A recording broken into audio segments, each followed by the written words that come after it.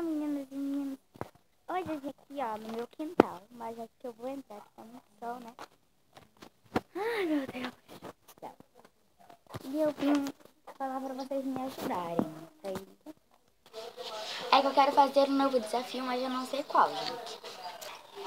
Então coloquem muitos likes. Eu quero muitos likes, ó.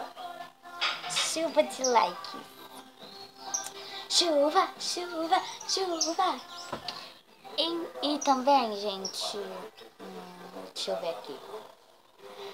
Coloque muitos nos comentários que vão estar. É só você ir descendo, até você ver lá, comentar essas coisas, blá blá. É só você colocar sua sugestão aqui nos comentários pra me fazer um desafio novo.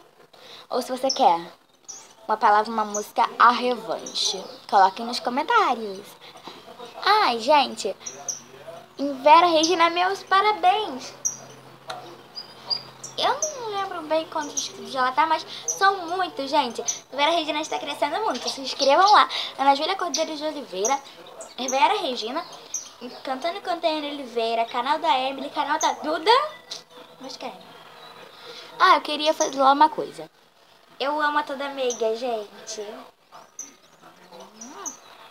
Eu amo Planetária Gêmeas de coração. Melissa e Nicole se diferenciar, porque a voz da Nicole é mais fina e a voz da Melissa é mais grossa.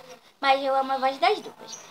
E por aparência, é que a Nicole é um pouquinho só mais baixinha e eles são assim só.